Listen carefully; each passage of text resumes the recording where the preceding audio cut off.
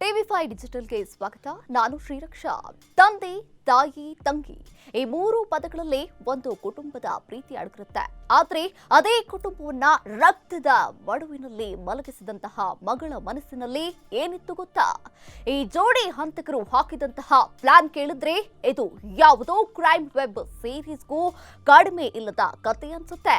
ಮೊದಲಿಗೆ ಇದು ಕೋಪದ ಕೈಯಲ್ಲಿ ನಡೆದಂತಹ ಕೊಲೆ ಅಂತೆಲ್ಲ ಎಲ್ಲರೂ ಅಂದುಕೊಂಡು ಬಿಟ್ಟಿದ್ರು. ಮನೆಯೊಳಗಿನ ಕಲಹವೇ ಈ ಒಂದು ದುರಂತಕ್ಕೆ ಕಾರಣ ಎನ್ನುವಂತಹ ಚಿತ್ರಣವನ್ನ ಮೂಡಿಸಲಾಗಿತ್ತು. ಆದ್ರೆ ತನಿಖೆ ಮುಂದುವರೆದಂತೆ ಆ ಒಂದು ಮುಖವಾಡ ಒಂದೊಂದಾಗಿ ಕಳಚಿದೆ. ಈಗ ಹೊರಬಿದ್ದಿರುವಂತಹ ಸತ್ಯ ಏನು ಗೊತ್ತಾ? ಇದು ಕ್ಷಣಿಕ ಆಕ್ರೋಶದಲ್ಲಿ ನಡೆದಂತಹ ಕೊಲೆಯಲ್ಲ. 6 ತಿಂಗಳುಗಳ ಕಾಲ ಕೂತು ಹೆಣದಂತಹ ರಕ್ತ ಸಿಕ್ತ ಸಂಚು. ಕೊಲೆ ಮಾಡುವುದಷ್ಟೇ ಅಲ್ಲ, ಶವಗಳನ್ನ ಹೇಗೆ ಮಾಯ ಮಾಡಬೇಕು ಅನ್ನೋದಕ್ಕೂ ಬ್ಲೂ ಪ್ರಿಂಟ್ ರೆಡಿಯಾಗಿತ್ತು. ಈ ಜೋಡಿ ಹಂತಕರು ಹಾಕಿದಂತಹ ಪ್ಲಾನ್ ಕೇಳಿದ್ರೆ ಯಾವುದೋ ಕ್ರೈಮ್ ವೆಬ್ ಸೀರೀಸ್ ಕತೆ ಅನಿಸಬಹುದು. ಹಾಗಿದ್ರೆ ಈ ಜೋಡಿಗಳು ಕೊಲೆ ಮಾಡಲು ಮಾಡಿದಂತಹ ಮಾಸ್ಟರ್ ಪ್ಲಾನ್ ಏನು ಗೊತ್ತಾ? ಹೇಳ್ತೀನಿ ಕೇಳಿ. ನಗರವನ್ನೇ ಬೆಚ್ಚಿ ಬೀಳಿಸಿದಂತಹ ಕೆಆರ್ ಪುರಂ ಟ್ರಿಪಲ್ ಮರ್ಡರ್ ಪ್ರಕರಣದಲ್ಲಿ ಪ್ರತಿದಿನವೂ ಹೊಸ ಸತ್ಯಗಳು ಹೊರಬೀಳ್ತಾ ಇದೆ. ಆರಂಭದಲ್ಲಿ ಕುಟುಂಬದ ಕಲಹದಿಂದ ಆಕಸ್ಮಿಕವಾಗಿ ನಡೆದ ಕೊಲೆ ಎಂಬ ಅನುಮಾನ ವ್ಯಕ್ತವಾಗಿತ್ತು. ಆದರೆ ಕೆಆರ್ ಪುರಂ ಪೊಲೀಸರ ತನಿಖೆ ಮುಂದುವರಿತಾ ಇದ್ದಂತೆ ಪ್ರಕರಣದ ಅಸಲಿ ಮುಖ ಬಯಲಾಗಿದೆ. ಇದು ಕ್ಷಣಿಕ ಕೋಪದಲ್ಲಿ ನಡೆದಂತಹ ಕೊಲೆ ಅಲ್ಲವೇ ಅಲ್ಲ. ಪ್ರತಿಯೊಂದು ಹೆಜ್ಜೆಯನ್ನು ಲೆಕ್ಕ ಹಾಕಿ ಸಾಕ್ಷಿಗಳನ್ನ ಅಳಿಸಿ ಹಾಕುವಂತಹ ಉದ್ದೇಶದಿಂದ ರೂಪಿಸಿದಂತಹ ಪೂರ್ವ ನಿಯೋಜಿತ ಸಂಚು ಎಂಬುದು ಈಗ ಪೊಲೀಸರ ತನಿಖೆಯಿಂದ ಬಹಿರಂಗವಾಗಿದೆ. ಕಸ್ಟಡಿಯಲ್ಲಿರುವಂತಹ ಶ್ವೇತಾ ಮತ್ತು ಕೆನೆತ್ ಬಾಯಿ ಬಿಟ್ಟಿರುವಂತಹ ಮಾಹಿತಿಗಳು ತನಿಖೆಗೆ ಮತ್ತೊಂದು ತಿರುವನ್ನ ನೀಡಿವೆ. ಕಳೆದ 6 ತಿಂಗಳಿಂದಲೇ ಈ ಜೋಡಿ ಕೊಲೆಗೆ ಸ್ಕೆಚ್ ಹಾಕಿತ್ತು ಎನ್ನಲಾಗಿದೆ.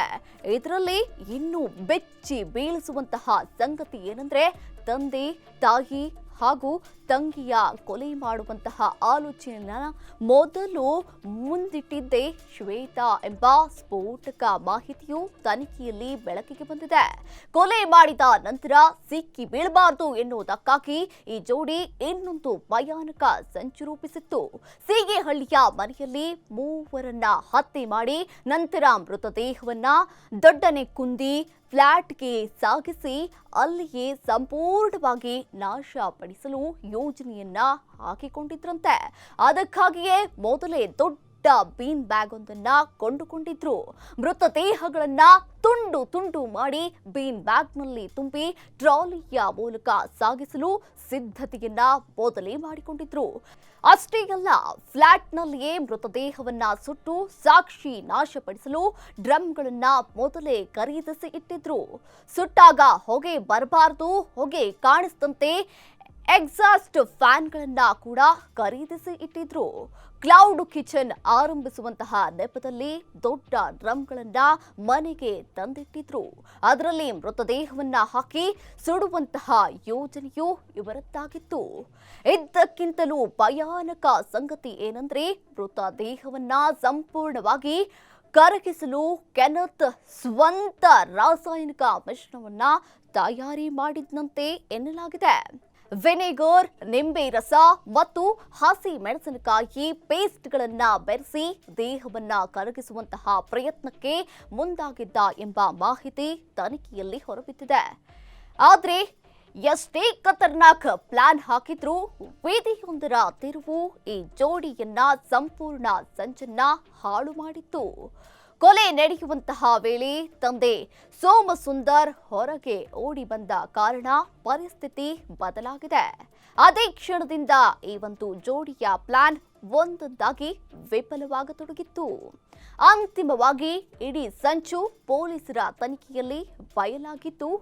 ಇಂದು ಈ ತನಿಖೆ ತಮ್ಮ ರಹಸ್ಯಗಳನ್ನೆಲ್ಲ ಬಾಯಿ ಬಿಡುವಂತಹ ಪರಿಸ್ಥಿತಿ ಎದುರು ನೋಡ್ತಾ ಇದೆ. ಒಟ್ನಲ್ಲಿ ಮೊದಲಿಗೆ ಕುಟುಂಬದ ಕಲಹದ ಪ್ರಕರಣ ಎಂದು ಕಂಡಿದ್ದಂತಹ ಈ ಒಂದು ಟ್ರಿಪಲ್ ಮರ್ಡರ್ ಈಗ ರಾಜ್ಯವನ್ನೇ ಬೆಚ್ಚಿ ಬೀಳಿಸುವಂತಹ ಪೂರ್ವ ನಿಯೋಜಿತ ರಕ್ತ ಸಿಕ್ತ ಸಂಚು ಎಂಬುದು ತನಿಖೆಯಲ್ಲಿ ಬಹಿರಂಗವಾಗಿದೆ.